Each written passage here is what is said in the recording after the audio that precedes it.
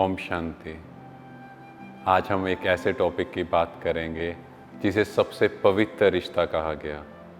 कहते husband wife का साथ 7 जन्मों का साथ। माना इतना प्योर रिलेशन दिखाया जिसका गायन दिखाया श्री नारायण, श्री लक्ष्मी, श्री सीता और श्री राम रूप में।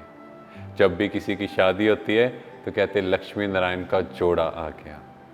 पर आजकल ये जोड़ा कैसा बन गया है? एक दूसरे पर हाथ उठा रहे हैं, एक दूसरे को गाली गलौज कर रहे हैं और कहते हैं कि अभी इंडिया में 60 लाख केस डाइवोर्स के लिए फाइल्ड हैं। आप सोचो, ऐसी सोसाइटी, ऐसा कंट्री जहाँ डाइवोर्स वर्ड यूज़ करना भी गलत था, वहाँ ये बहुत कॉमन हो रहा है। आज हम इसके पीछे की वजह समझते हैं। सबसे पहले जैसे ही मैरिज फिक्स होती है तो क्या होता है, लड़का और लड़की एक दूसरे को अपना बेस्ट साइड बताते हैं कि मैं ये हूँ, मैंने ये किया। दोनों अपना रोल परफेक्ट दिखा रहे हैं कि मैं परफेक्ट हूँ और हमेशा मैं तुम्हारी केयर करूँगा, हमेशा तुम्हारे साथ रहूँगा। तो जब ये पॉजिटिव साइड दिख रही है तो ऑटोमेटिकली क्या होगा, एक्सपेक्टेशंस बढ़ जाएंगी। लगेगा जैसे पूरा जहां हमने पा लिया।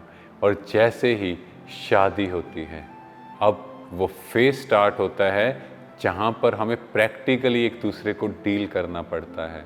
अब दोनों बचपन से एक परफेक्शनिस्ट की इमेज से आए। अब जैसे ही थोड़ी बहुत बात हुई, क्या होगा, ईगो इश्यूज। जैसे मान लो लड़की के उठने का टाइम 6 बजे और लड़का उठता है 8 बजे, तो लड़की को ये बिल्कुल पसंद नहीं आएगा।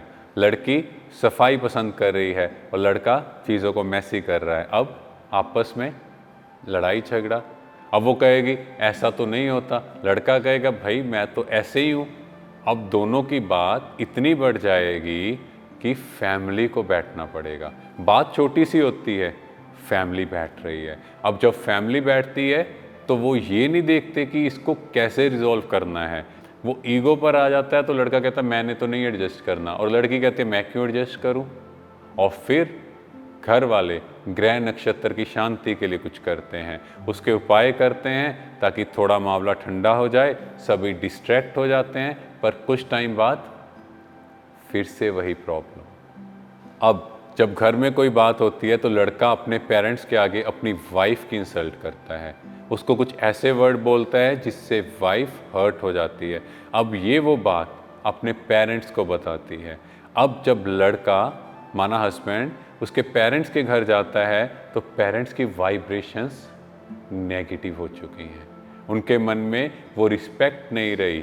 तो कहीं ना कहीं अगर आप देखो, हस्बैंड ने कुछ इंसल्ट किया और उसकी वजह से दूसरी फैमिली तक वो वाइब्रेशंस गई। अब हस्बैंड अपनी वाइफ को अपने फ्रेंड से इंट्रोड्यूस करता है, कुछ बातें होती हैं तो वाइफ भी उनके आगे कुछ ऐसे वर्ड्स बोल देती है जो हस्बैंड को पिंच होते हैं।